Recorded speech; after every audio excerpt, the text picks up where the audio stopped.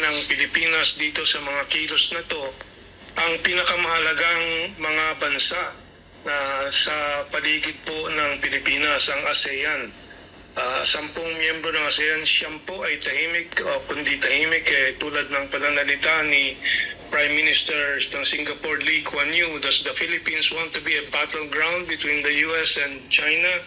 And yung mga sinabi po ni Anwar Ibrahim, Prime Minister ng Malaysia, doon sa Australia at later on to Germany, that Malaysia is independent. Malaysia will not be pressured by the United States to choose who its enemies and its friends are.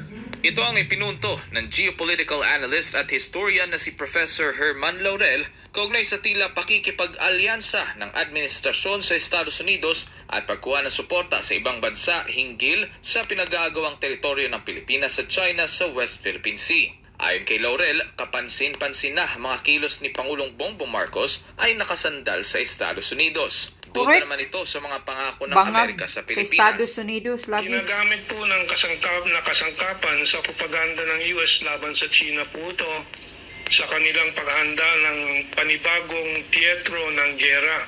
Dahil po ito ay dapat maunawaan ng sambayanan na ang hanap buhay po ng Estados Unidos ay yung arms industry.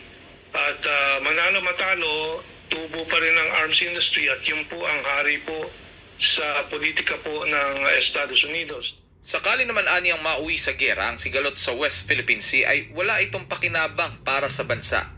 Ang tinutulak ng Amerikano at ng mga US proxies dito sa Pilipinas, hindi, atin yan, ano? May Sulsul. silang magandang balot, no? Taga-sulsuling ang mga Amerika. Ang laman sa loob noon, pag binuksan, away, gera. Correct. Ang pinakamatinding pwedeng laman dyan, gera. Yun lang yung gusto nila. At mas masahol pa kung mawasak pati ang bansa sa isang tama. gera na wala naman tayong talagang pakinabang.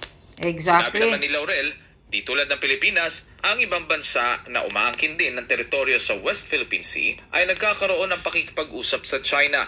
Sa kabilang banda, ipinagtataka naman ni Laurel ang pagbabago ng katayuan ni PBBM sa usapin ng foreign policy matapos palawigin nito ang base militar ng US sa pamamagitan ng EDCA. Ani Laurel, malaking katrayduran ito sa kasaysayan ng bansa.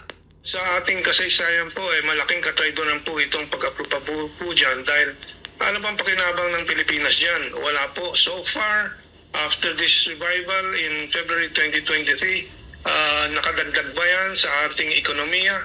Hindi po. Nakadagdag sa tensyon. At kung saan-saan nila nilalagay ang mga base militar. Sabi nila para sa pagdepensa daw ng interes ng Pilipinas sa South China Sea. Bakit nasa ang dalawang pinakamalaking base ng EDCA po nandito po sa Korean province sa North? Sa huli, sinabi ni Laurel na nawawala sa tamang direksyon ng bansa dahil sa mga pansariling interes na itinutulak ng Estados Unidos. Para sa Diyos at